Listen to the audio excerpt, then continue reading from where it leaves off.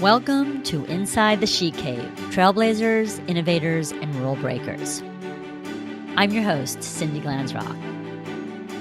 On today's episode, we have a very special opportunity to hear unique insights from the perspective of a well-regarded and recognized artist, Alice Aycock. Alice transcends boundaries. She is a true trailblazer innovator and rule breaker. Her striking monumental sculptures have graced cityscapes, airports, public parks, and private spaces throughout the world. We were fortunate enough to have several of them scattered along New York City's Park Avenue from 52nd Street to 57th Street in 2014. And so the idea was that I was very interested in the notion of paper blowing down the avenue, and as it did so, it might, stop and form certain sculptures, or it would, in the wind, create certain movements. Her most recognizable abstractions look like twisters and cyclones, all which are a delicate balance between art and engineering, imagination, and reality. Alice shares with us today those who influenced her and the experiences of growing up in a family deeply connected to literature, architecture, engineering, art, and design. Also, the impact of a woman's liberal and arts education at Douglas College and Hunter College. In addition to inside access and full exposure to the world of art and culture here in New York City. As an educator, she continues to teach while emphasizing the importance of critical thinking in young artists. We discuss this and the changing landscape of the art market, combined with a need for collectors and art enthusiasts to deepen their knowledge as a result of their understanding of art beyond financial value. As we navigate through the history of art and artists who have left a lasting impact, Alice reminds us that art is not about catering to public tastes, but rather creating work that speaks to our soul. So get ready to lift off and embark on an exciting artistic adventure with a true visionary, Alice Aycock. Well, I'm going to start off with thanking you so much as a trailblazer, innovator, rule breaker, not just because you're smart and talented, but you've got a sense of humor, I've noticed. And your sense of humor is dry, so I don't know if everyone will get it. But I got your humor when we were together at the church, which is where I saw you last for the most recent exhibition. But what's so exciting to me is every time I drive down Sag Road, down Madison, I get to see Twister Grande tall. Right. And how tall is it? It's 13 feet. Well, it's a beautiful piece beside the white church, a white piece. Did it end up there because someone requested you to please place it there, or did you come to them, or how did it end up at the church? Just curious. I think that Eric and most likely April had seen my work in general, and I think they had seen Park Avenue and other, these pieces are made in different sizes and different places. And Eric requested if there was a twister available. And we had a couple ideas, but it had to fit the site, not just visually, but from from the measurements of the piece. Twister Grande Tall was built for an exhibition at the ｃｈǐც̌ც̌ც̌ Gallery. I forget what year, but not that long ago. Is that in Germany? In Berlin? Germany, yes, in Berlin. And it was built for an exhibition there. It was built in Fort Lauderdale, where we built a lot of these pieces, transported to Berlin, and it was there. And I suggested that perhaps, and then it went on to a big show in Sweden, a big in Stockholm, a big outdoor show in Stockholm. And I said, since rather than sending it back, it seemed to work well in Sag Harbor at the church when the church was being inaugurated, meaning it was just opening. And yes. I think that was 2020. We sent it back to the States.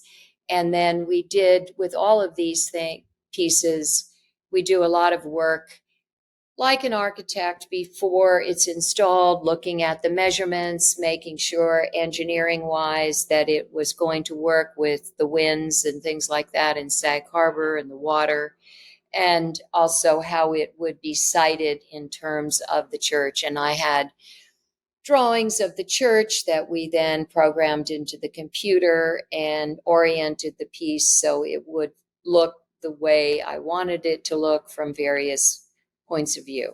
And the church, the architect of the church was a good friend of mine, Lee Skolnick, and he provided us with a lot of the actual drawings for the church so that we could, pretty much know what we were doing in advance. And so Well, that's how it happened.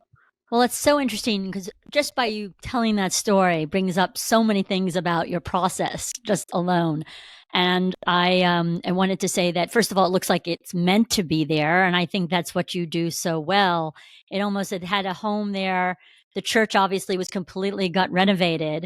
And who knew what it was going to look like when it was the finished product? And that seemed like it has a home, and I guess it's on loan. It's not owned by the It's church. on loan, yes. And I think that it will probably go elsewhere, sooner than later. But it has been on loan for, I think, 2.5 years. Yes. So let me ask you, only because you brought up Park Avenue, and so many of us were just so happy to see your magnificent sculptures. Obviously, like I said to you the other day, not long enough, but for 4 or 5 months along the mall and Park Avenue. And you told me the laborious process and all the partners and collaborators and the money involved in you making that happen. I was just amazed. Engineers and construction and architects. Were you happy that that happened? I mean, was it a dream? Was it on your bucket list? And would you do it again? Well, I don't know if it was on the bucket list. It until I was asked. I hadn't thought about it, Mm-hmm. frankly. And then when I was asked, it became a sort of, let's see if a challenge. Let's see if we can pull Right. this off. I mean, there's always a way to do something. As someone once said to me, you can always find a way to do it. It's just the idea has to be good enough. Well said. What I would say is that I certainly knew the site, and I have been a resident of New York City continually since 1968. So, to the degree that I saw this as an homage to my city, the city that I live in, and also, I would say if there was, besides Times Square and several other parts of the city, that Park Avenue and that area is the kind of palazzo or the piazza of New York. And so I wanted to make sure that I rose to the occasion. And As you did. so, yeah, but I wouldn't, but until somebody had suggested I do something there, I hadn't thought about it. Well, it's interesting because of the movement. I don't know if there's ever been any tidal waves. I mean, we of course have had some treacherous, I would say, we've had some treacherous rainstorms and some pretty bad things that have happened in New York, but it's not a place where I would naturally think.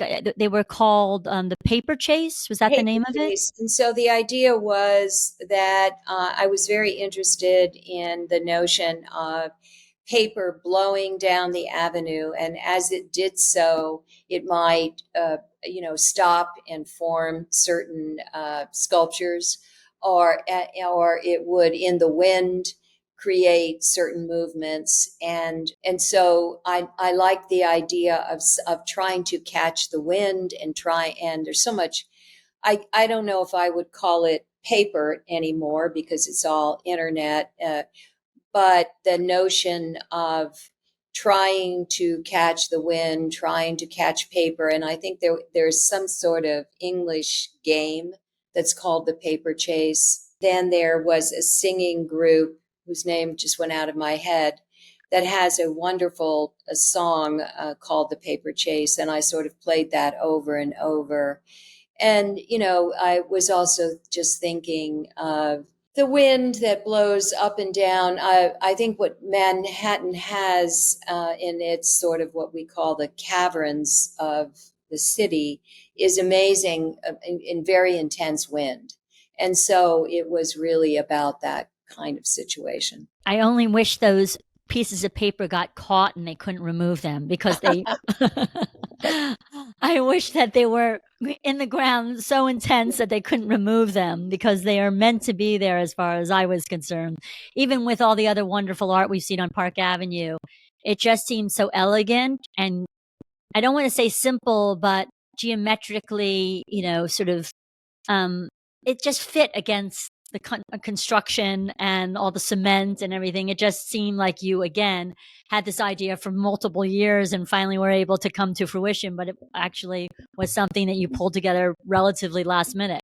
Well, I mean, not last minute in the sense that, it took, I forget the number of years, several years to design and put everything into place. But I mean, I have been inhabiting or moving through that space for years and years and years. So, well, even from your beginnings, you told me I'm going to flip to your beginnings, since we've spoken about something in 2014 and from 2.5 years ago. Obviously, there's so many great new projects, and I can't wait for you to share with us what's coming up on September 23rd, which you're off to. Is it Texas that this is happening in?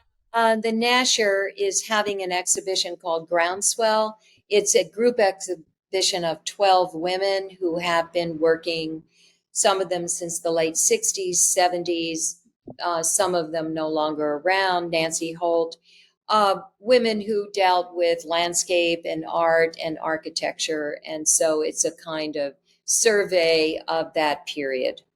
And I think that's at the Nasher, you said? Nasher in Dallas, and Dallas. I think that opens. The private opening is on the 21st, and maybe the public is the 22nd.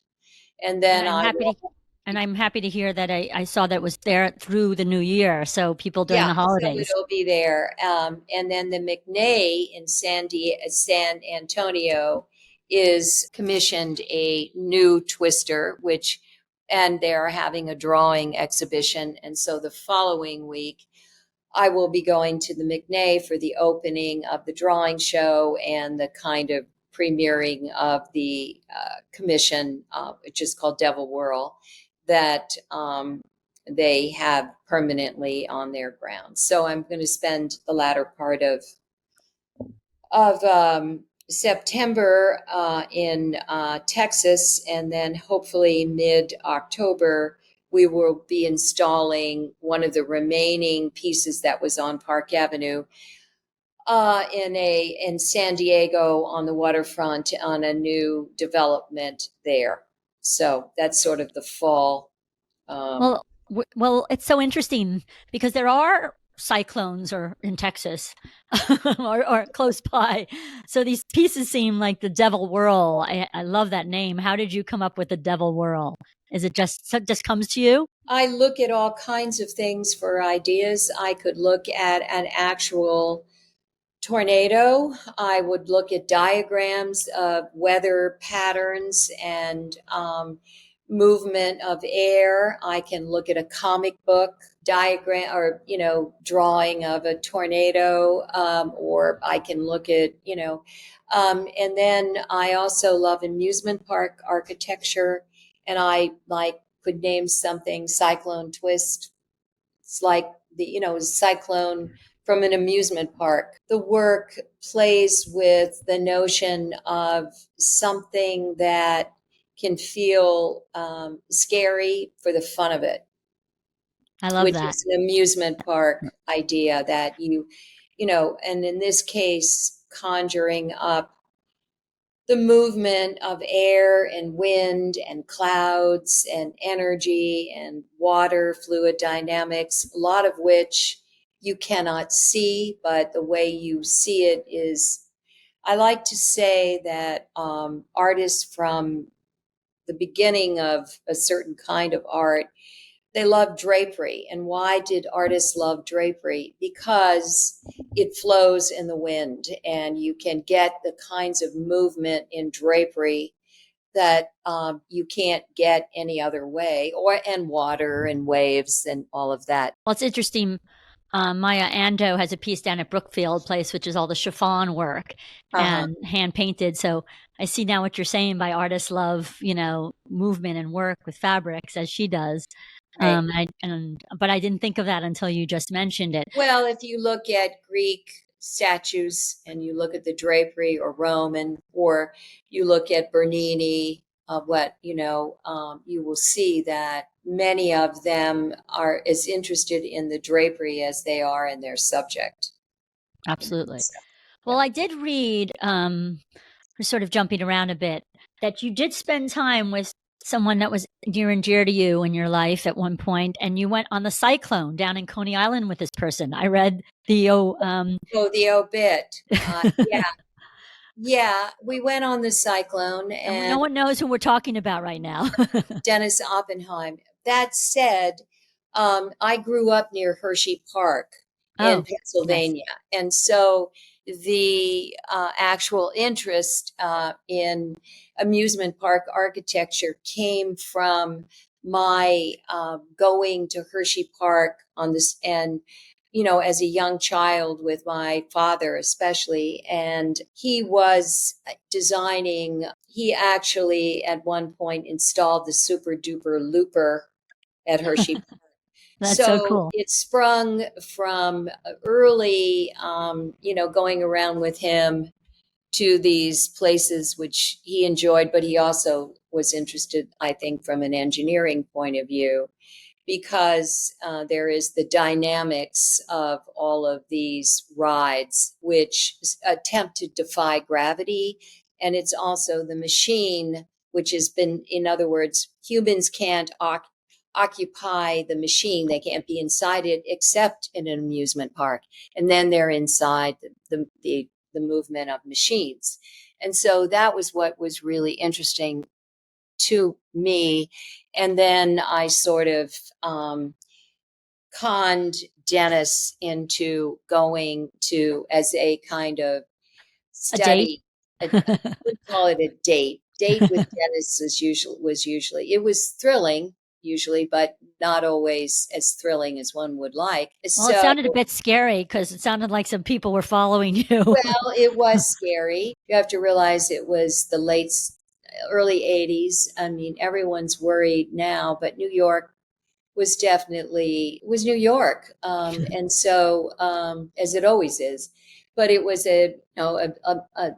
things were out of control, much more out of control than they are now. It was a little scary because these kids followed us in. Yeah. And then we were pretty shooken up by the ride, so there were no issues. They were, so they weren't able to rob us because we were all sick to our stomach from Hell's Mouth. And I think Hell's Mouth was something where it was a drum that revolved very fast and the floor would drop out. And because of the gravitation, feel the G-forces, and your body would be on the wall. You couldn't, the G-forces would hold your body on the wall and the floor would drop out. And again, it was a thrill, but it was whirling around. And of course, if you were a little nauseous, you were nauseous. You could get nauseous. Yeah, I was going to say, it sounds absolutely not fun and nauseating to me. Well, it was a little nauseating, but what was not fun is expecting at the very end we might get robbed, but we didn't.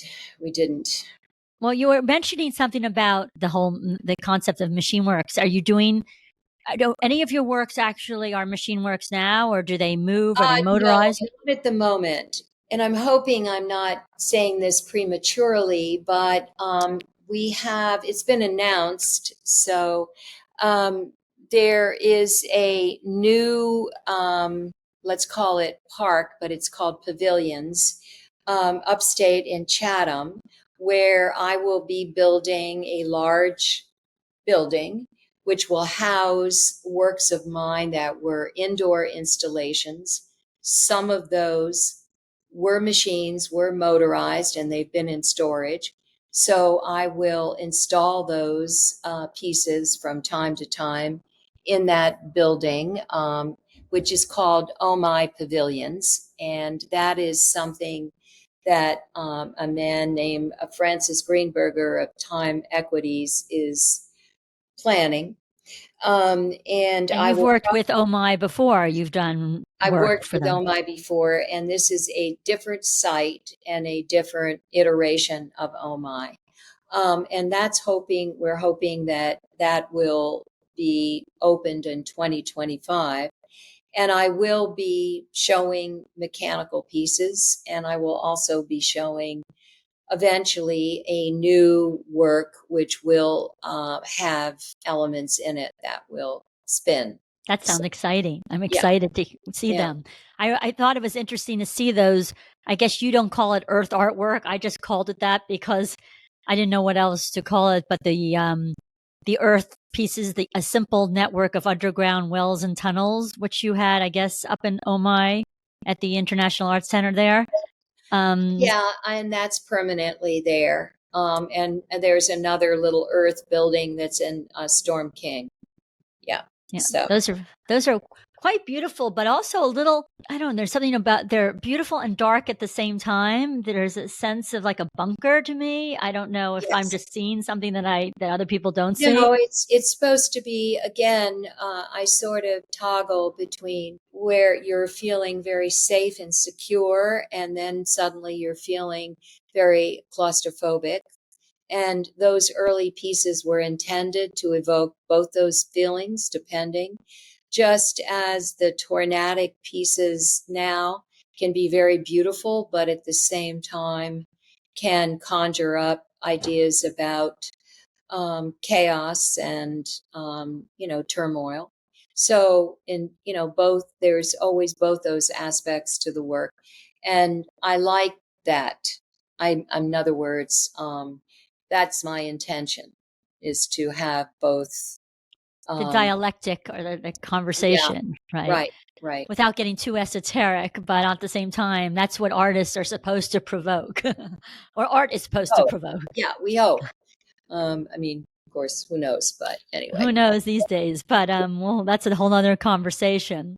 I was reading that you had this I haven't seen it, the illustrated catalog about, I love the title, Some Stories Are Worth Repeating.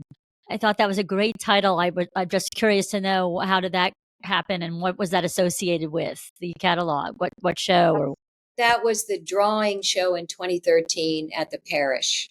okay. And they That's a Parish Art Museum in Parish Southampton. Art Museum, and then it was also at the Gray Art Gallery. And the Gray did the early drawings, and the Parish did the last half, and so it was divided into two. Some stories are worth repeating. It came from, I wrote a little book, and I don't write very much anymore, but I used to. And the writings would be in some way referring to the work, but other times, and I think it was a kind of, maybe I'd call it smart ass remark. Some stories are worth repeating. The story of World War One is like that. I like to hear it again and again. And it's me being kind of young and smart ass. The story of World One is like that. I like to hear it again and again. And then of course, World War One had a lot of trenches, and I like trenches, and Right.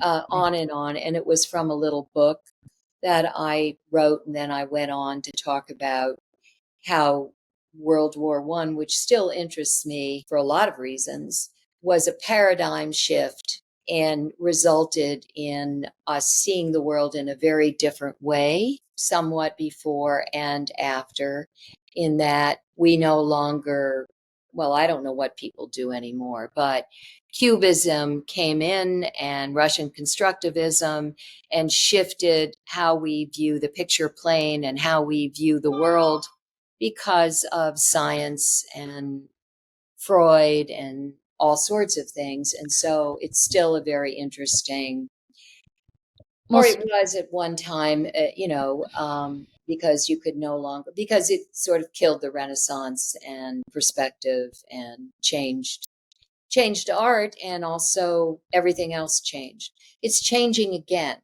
Right. I'm not quite Well, we sure. were talking about that. Like the risk taking sometimes isn't there. You were stating the other day, at least you feel that what it was, coming to terms with, how you've spent your life working on art and what it Yeah, is today and what it's become, right. which is a whole nother subject, Whole I'm other sure. subject. And I wouldn't want to, here comes the little critter animal.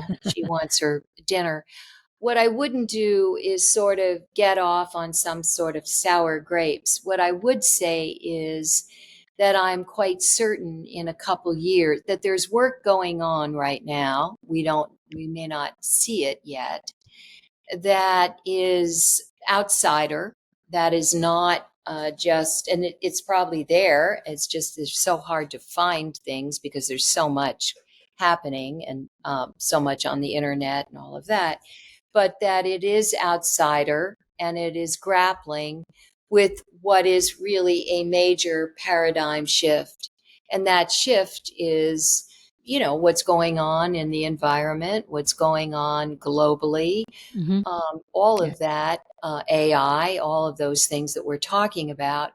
But we're not seeing the artists yet who may be sort of getting at that situation, dealing with it, but they are, I'm sure. And I would say that what I know about art history, that when there are these chaotic, uncertain periods, it probably produces some of the best art Yes. because people simply can't rely on the old ways of doing things. I mean, people can, Right. but it doesn't necessarily lead to innovation. And so I would imagine there will be a lot of innovation.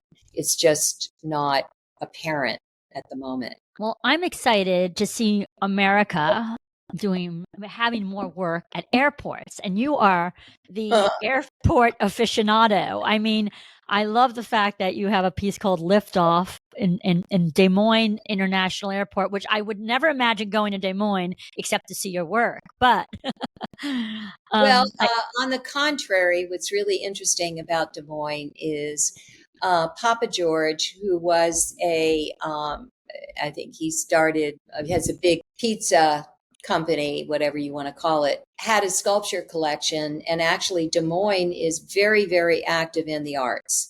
okay, And he had then took his sculpture collection and gave it to the city. And it's right down through the center of the city. He has some of the major works of art by major artists. really, And so in reality, and there are a lot of real art aficionados in the city. And so I'm not in downtown Des Moines, but I am at the airport. Now, what I would say is it's not the inside of the airport, it's outside, it's the right, approach. I think one of the problems with airport architecture is it is one of the most, it's constantly changing. And therefore, you think that a building is built at an airport and it's going to stay forever and ever, but it doesn't. It gets torn down and there's a new one and whatever. It's sort of interesting. So, in reality, I would say it's probably one of the most transitional places. The least permanent place to put your art is in an airport because it is bound to be moved, and or they will build a new building and it no longer is able to, be there, or it's there for 20 years and then whatever. So it's an interesting place to do art, but I wouldn't say it's going to be a place where, yeah. okay. Well, all I know is that the Yeah, the pieces that you have currently, like at Dulles Airport, and I mean, there's quite a few airports right, that you're right. in. They seem like they're just made for those places because they seem to be about The outer air space. flying and they're suspended and all of that. And I would say, yes. I mean, I've certainly tried to reference the experience, But all I'm saying is that one never knows. These airports are constantly expanding and changing, and the terminals are under. Well, we don't know if your work at the NYU campus in Abu Dhabi will be there for another 20 years. It might sink. Oh, well, that's interesting. I never thought about that sinking because of what's going on in Libya and Syria. Yeah, I don't know. And not only that, in Dubai, they were saying that things were not, they were building reinforcements in the waters, but they were sinking, or they were trying to build over water. Well, that's true. But very near my work, which is a little bit inland, is the Louvre. Oh. And so the hopefully Louvre, there's engineers involved. That's right. The Louvre would go too, and there's a lot of art. It's a major node for art in the Middle East from Europe, and I think Zaha has one of her final buildings very nearby.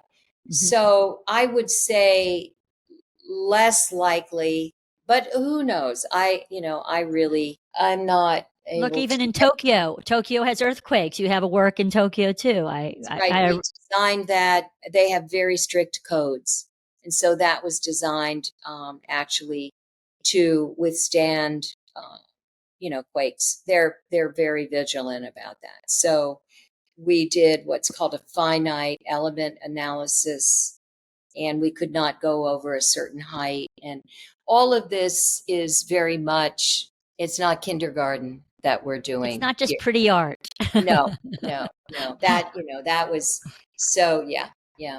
I'm only because I'm in commercial real estate, and we do have a friend in common. I think, I put some art in the lobbies of ABS Real Estate Partners.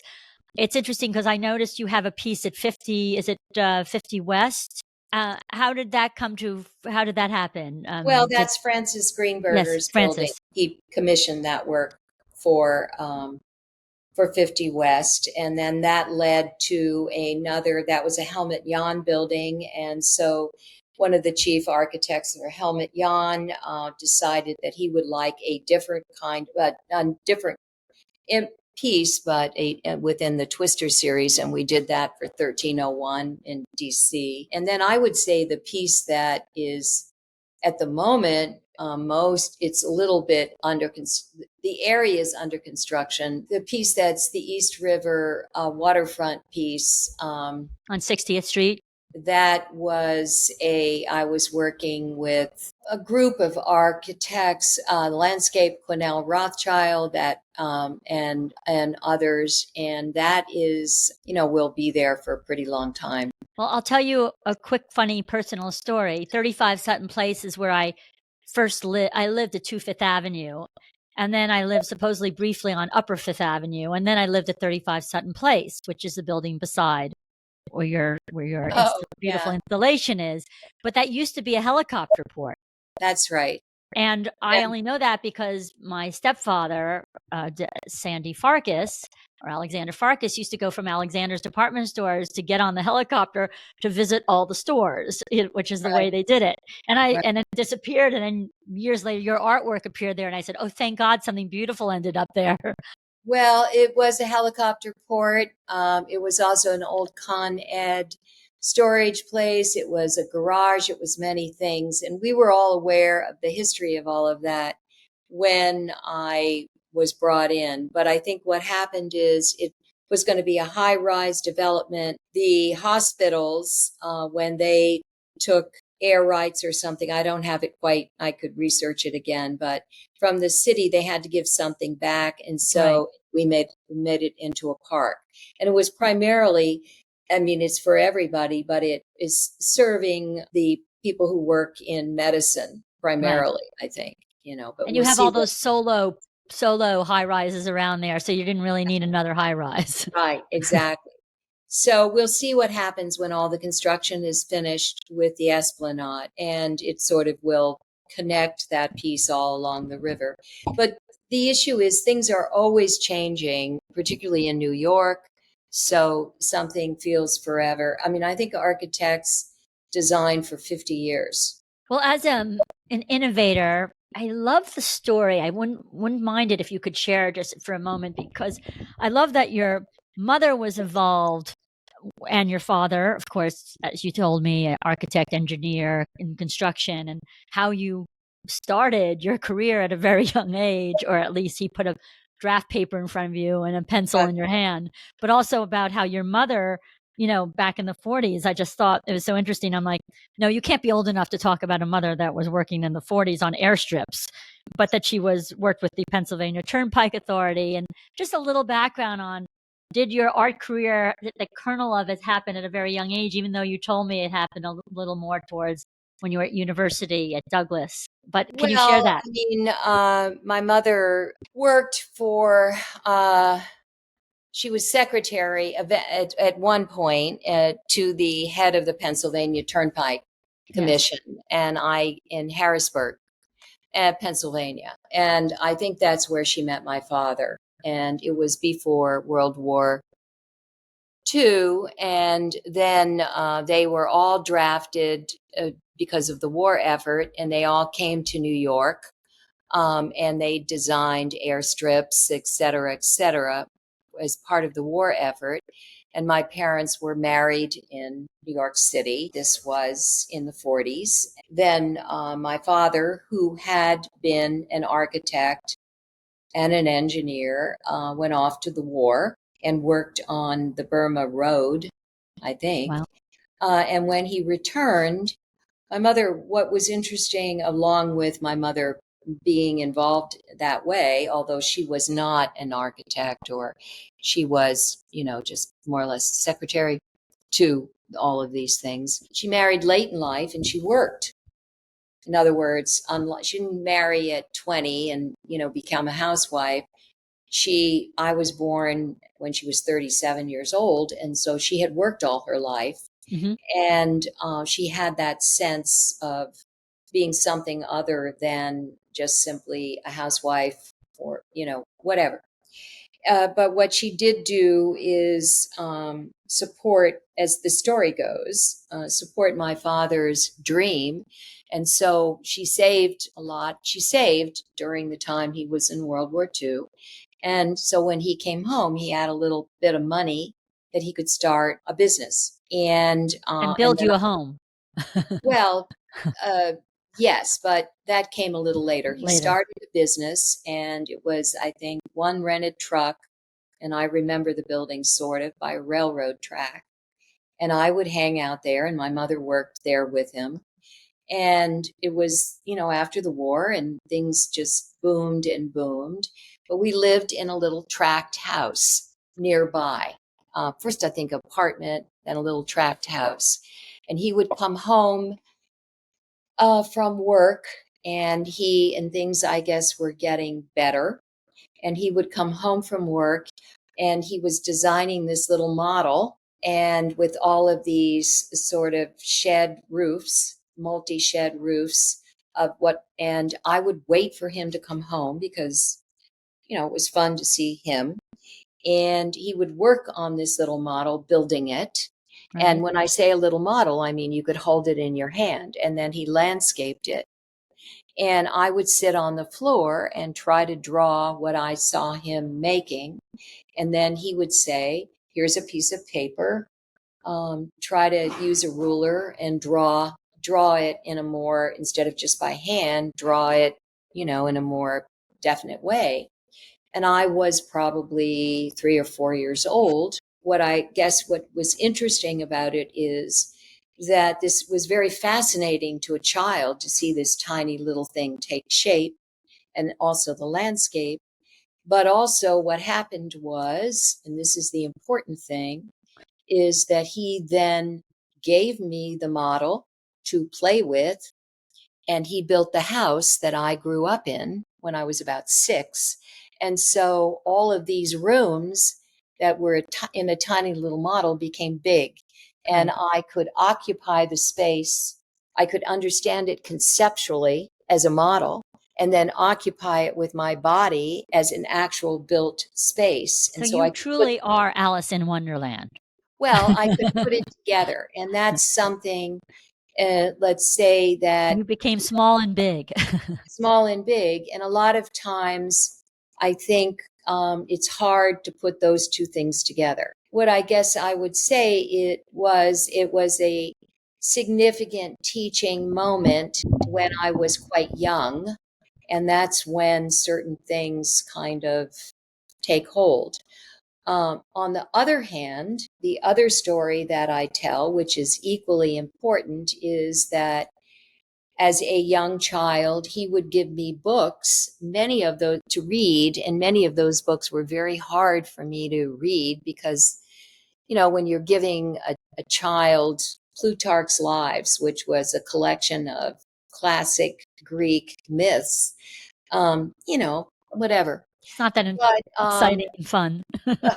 but what he did do when I was about 11 or 12 was we came to New York very frequently, once a month at least, and we'd go to theater and do lots of things. He went to New York and he bought me at a store called Scribner's, which I think is no longer there.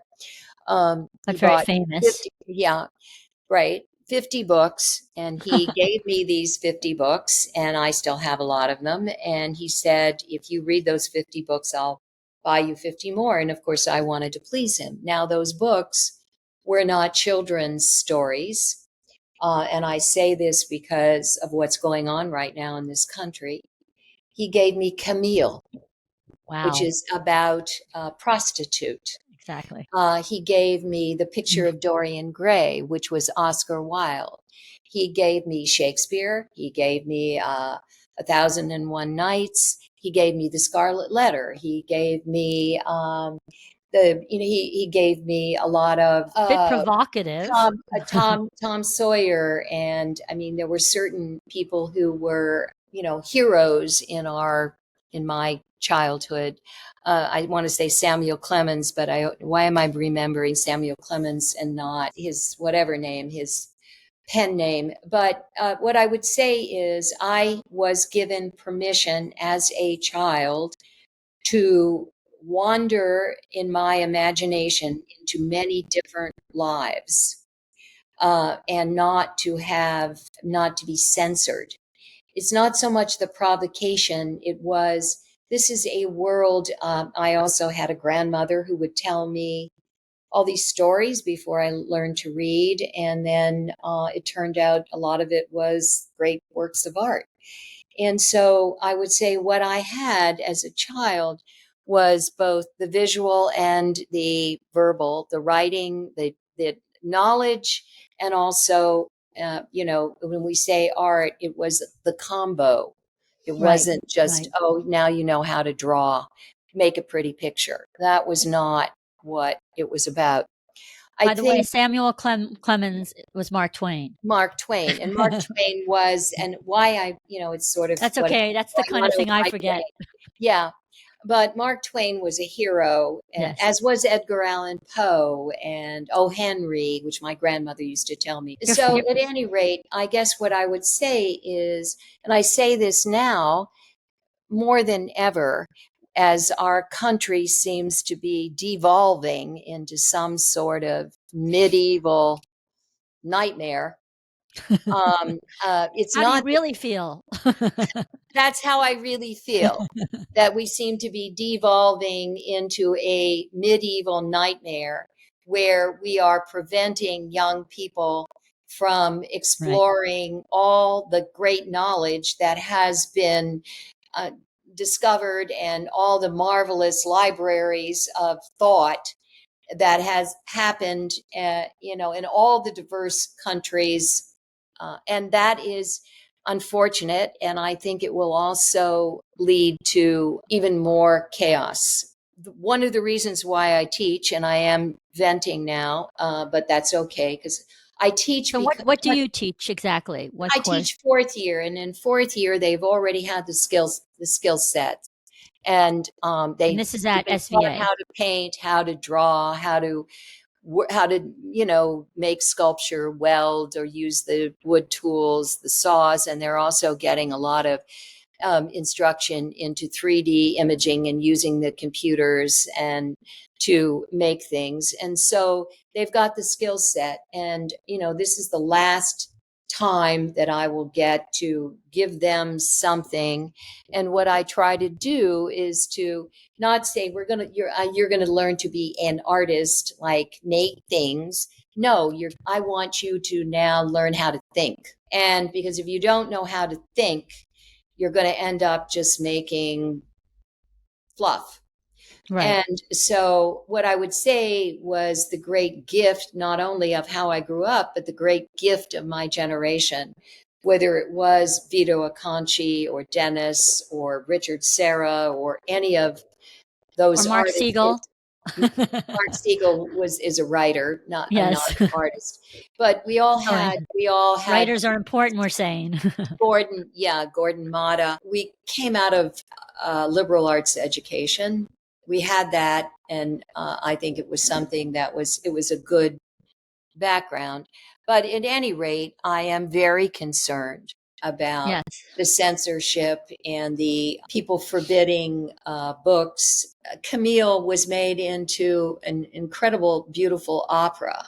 Yes. The picture of Dorian Gray Oscar Wilde was a phenomenal writer. He was also jailed, and we don't want to go through all of that again. Exactly. We don't. So, but I use those too. But I mean, Hawthorne, Mark Twain, Huckleberry Finn, Tom Sawyer, you name it. They're classics. As D.H. Lawrence, I guess. Do we want to ban James Joyce again? I don't know. I hope not. I love him. kind of beside myself at what's happening. It's funny, Alice, because you had said to me you went to Douglas, which I wasn't familiar, was the women's liberal arts college at Rutgers, and I went to a Greenwich Academy, an all-girls school, and then Dana Hall, an all-girls boarding school. But I think these all-girls schools sometimes make women think more independently on their own, and they also often get teachers that are a little more progressive sometimes.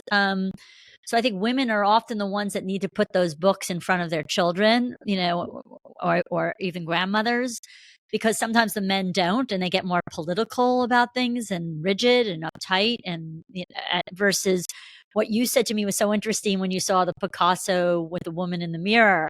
And you were like, oh, how could this possibly be what I have to learn about? A woman in the mirror by a male artist. I don't know if that's the way you were. No, I didn't think of it like that. Okay. It's just that I didn't understand. And by the way, the teacher that I had that did that was a phenomenal teacher, and he was a man. And half 3 hours would be art history, and 3 hours would be studio. And he combined both, which was what sucked me in. It wasn't that it was Picasso, a male artist, screwing with a woman. It was that I didn't understand the compositional system. Then when he began to talk about how Cubism came about, and he started to talk about Einstein and the theory of relativity and quantum mechanics and Freud, which gave you access to your inner life, and you look at the woman in the mirror, and it's not just what's on the outside, it's what's on the inside, and it's multiple points of view.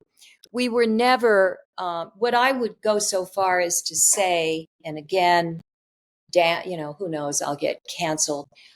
I don't care how many women Picasso screwed. He was an amazing artist, and I care about the art.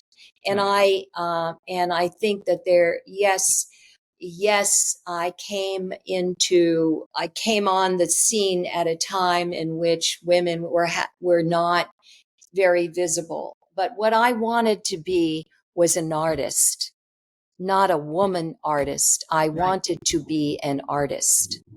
And I still want to be an artist. I do not want to be, let's make room for her because we have to, and she's been, her voice hasn't been heard. So we're going to make some space for this poor, pathetic woman. No way. No way. Louise Nevelson was an extraordinary artist. Bourgeois was an extraordinary artist, as was Picasso or Richard Serra or any one of them. Let's deal with the art and open the doors and then let's go for the gold. I couldn't agree more, but it's interesting. A lot of the people you hung out with, at least when we spoke, were often the men. That's what was around. That was what was I around. also hung out with Mary Miss, who is in this exhibition, Yes. Right. and I knew Nancy Holt because of Smithson. And, there was some place called 112 Green Street, which was where Gordon Matta started, and he was a kind of agitator in a good way. There is, and a number of those women were Tina Gerard and several others. Tina is, I think, just died recently, but there were a number of really interesting artists, but they didn't all, it was also a period in which people took a lot of drugs and partied, and they didn't all survive. Exactly. I mean, I have to say, I was reading the Women of Land Art, and a lot of them, besides like Lita, which I, of course, Albuquerque know, and Agnes. Right. Agnes is 91. 91. And I'm really glad she's getting her due. But I can tell you, Agnes has been knocking on that door ever since I met her 40 years ago. And there is a point at which, and I hate to contradict myself, but come on, let's, give credit where credit should be due. And it's too bad she has to be 91 before she's getting her credit. And, I go, well, that's great, but, believe me, the spider of Bourgeois is phenomenal. They're making a lot of those spiders, and I don't know who's responsible, but she doesn't know. And so she is an amazing artist. All I'm saying is, what I do want to make sure is that I think Bourgeois was an amazing artist. I think Agnes her drawings are phenomenal. You have no idea. But I have to say, your drawings are pretty phenomenal. Well, yeah. And the Marlboro show you just had recently was wonderful, of all your drawings. And I'm now venting in a way that I don't want to. I just want to make sure that we don't just, well, I don't know, the pity party. The pity party is not what we want. I don't think you have a pity party in you. But I have to say, that whole concept of now art is more of a commodity and all that we talked about, and that I agree with, and stepping outside of that realm and taking risks and all the important things that I'd love to end with more about, well, is there a future to art? I think there is, like you said earlier on, and there must be. Is there any advice you would give to collectors or artists, just to, besides buy what you love and do what you love? I don't, because at one point someone said there's no accounting for taste. And that's true. That's true. What the advice I would give is, if I could, it would be not just to buy what you love, but to educate yourself, to actually buy the books, read about it, or in other words, it's not just eye candy. It's finding out, walking through the Met, going through, all the histories of different, look at tantric art, look at outsider art before it became insider art, look at the history of art. Even just buying a book that's the history of art and paging through it and looking. My advice would be, educate yourself. Don't just buy something because you think if you hold it for 4 or 5 years, you're going to make money on it. But educate yourself. That's very good advice. I just read about the 9th Street women, and I'm sure you knew them, a lot of them. So, I learned something every day, every month. I have behind me that book, that whole book stack. Those are all art books, by the way. Okay, well, good. I like to look at the pictures, but great. I think the best thing is to educate, and then it becomes so much deeper and more interesting. Well, your quote I'm going to leave with is, not making art to cater to the taste of the American public. Oh, yeah, well, that'll probably get me completely. No, you won't get that's canceled. But I'm just saying making art that speaks to you, which is really what you're saying. Yeah. Right? Yeah. But it and that you educate yourself. And you have if you educate yourself, there's so much out there. It's so available. And particularly when you're in any of the great cities in America, they're great museums. Go look at it, buy some books and educate yourself. Then maybe the American public will become the educated art American public. Well, I'm going to pick up the MIT Press published the book, the hardcover monograph on Alice Aycock Sculpture and Projects, authored by Robert Hobbs. That's my next book. How's that? Oh, okay. Well, that'll be a tough read, I can tell you. Please subscribe to Inside the She Cave, Trailblazers, Innovators, Rule Breakers, wherever you listen to podcasts, including but not limited to Spotify, Amazon, and Apple Podcasts. If you prefer to watch, you can visit us on YouTube.